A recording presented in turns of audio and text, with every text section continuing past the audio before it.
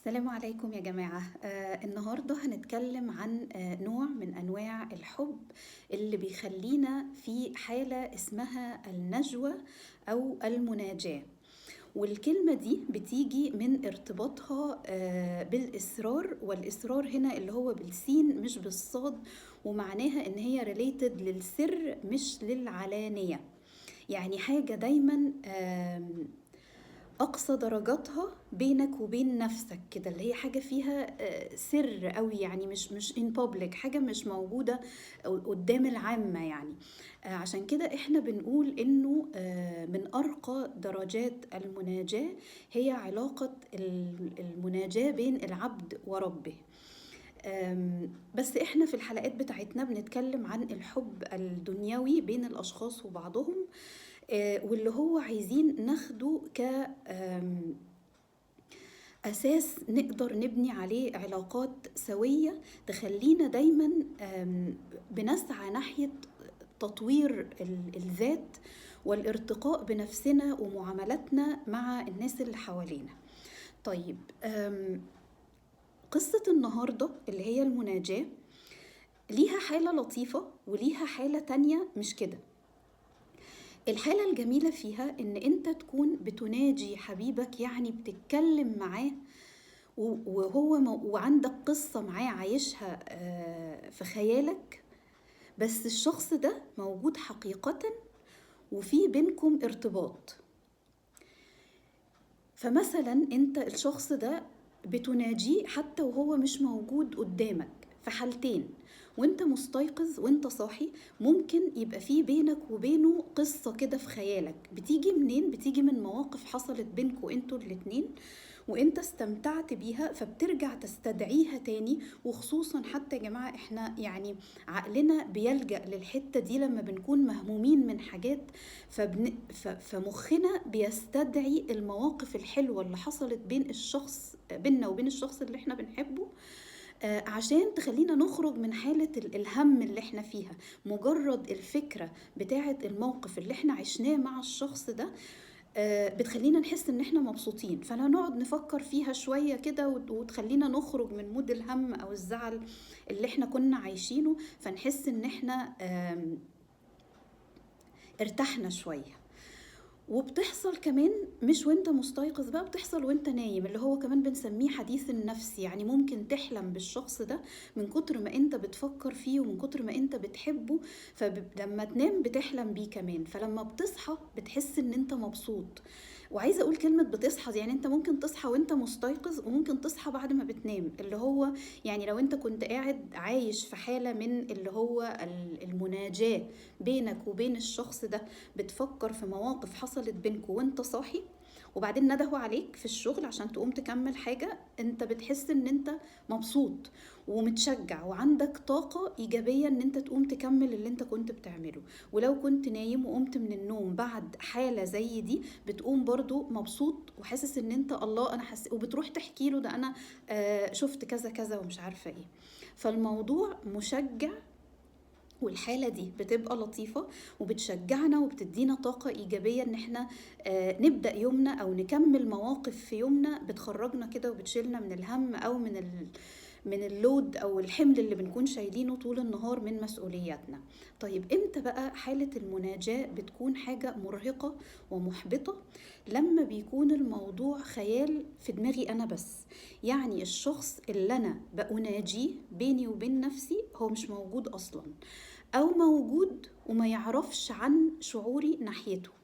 فأنا بخلق المواقف دي في دماغي أنا، لما بحلم بيه وأنا نايم ده من كتر تفكيري أنا فيه، لكن هو ما يعرفش حاجة خالص عن الموضوع ده.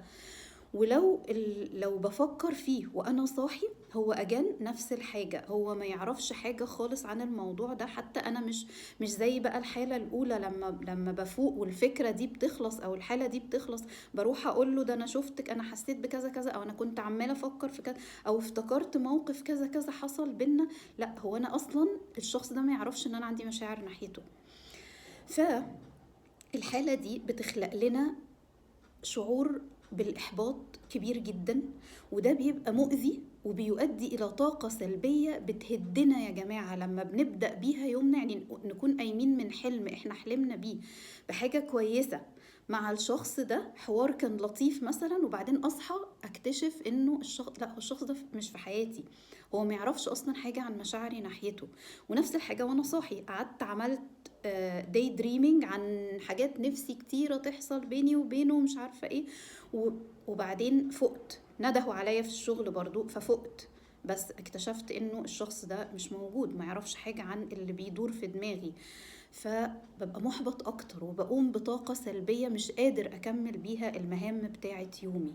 فالمناجاة لما بتكون من طرف واحد، الطرف الاخر ما يعرفش عنها حاجة، هي هنا بتكون مؤذية يا جماعة.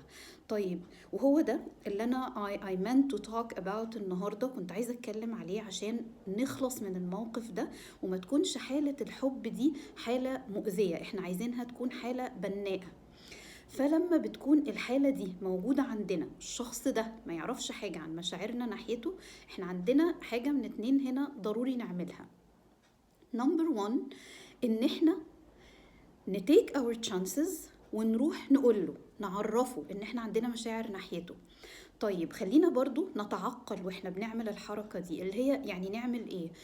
في مؤشرات بتبقى باينة من الشخص ده إذا كان أنا ليا قبول عنده ولا لأ. فلو المؤشرات دي موجودة بنسبة 50-50%، خلينا نتوكل على الله ونروح نعرفه. وهي زي ما بنقول بالبلدي كده، يا صابت يا خابت، هيحصل ايه يعني؟ اللي هو يعني هي موتة ولا اكتر عارفين الكلمة دي؟ هيحصل لي ايه يعني؟ هزعل شوية، بعد كده هفوق. في حاجات كتير قوي في حياتنا يا جماعة بتضايقنا وبتعدي. فيعني 50-50% يبقى تشجع وروح take your chances وشوف الموضوع هيخلص على ايه. وتبقى عرفت اللي هو لو قبلك يبقى انت كسبت 50%، ولو مش عايزين نقول قبلك طبعا اللي هو انت قاعد مستني كده لما يقبلك ولا يرفضك، لا، احنا قصدي يعني اقصد هنا انه يكون في قبول، بما ان انت اصلا هو عنده قبول عندك. فاحنا هناخد ال 50-50%، يبقى توكل على الله وروح عرفه. واللي هي يعني اللي هو انا هبقى متوقع وانا داخل اقول الكلام ده ان انا عندي 50-50% chance، يعني ممكن يكون في قبول او ممكن يكون في غير ذلك.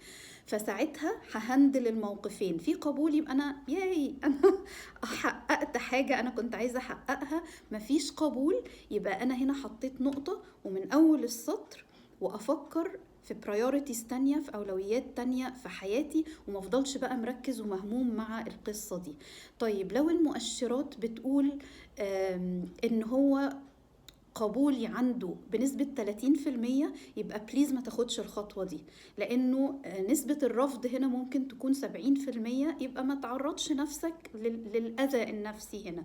انت عارف وباين المؤشرات من الأول بتقول إنه مفيش تشانسز، مفيش فرصة كبيرة قوي للقبول، يبقى ارجع ورا، هنروح لحالة تاني اللي هي نقطة من أول السطر، وفكر في priorities تانية وركز معاها أكتر من إن انت تفكر في إن أنا أقدم على الخطوة دي. وفاضل حالة واحدة اللي هي العكس بقى، لو نسبة القبول هي اللي أنا شايف في مؤشرات بتقول إنها 70-60%، take your chances وروح برضو تاني وخد الخطوة دي. وحتى لو فاضل 30 أو نسبة 40% بعدم القبول، يبقى برضو عارف اللي هو بدل ما تفضل طول عمرك عايش تقول يا ريتني كنت جربت ورحت اتكلمت معاه. متصور ازاي؟ فاحنا مش عايزين نبقى في الحالة دي، احنا عايزين نستجمع شجاعتنا وناخد الخطوة ان احنا نعبر عن اللي جوانا، ونبقى متقبلين الرد اللي هيخرج ومرتبين له. يعني اللي هو في قبول، فانا عارف انا هبروسيد ازاي، هكمل ازاي في حاجة زي كده.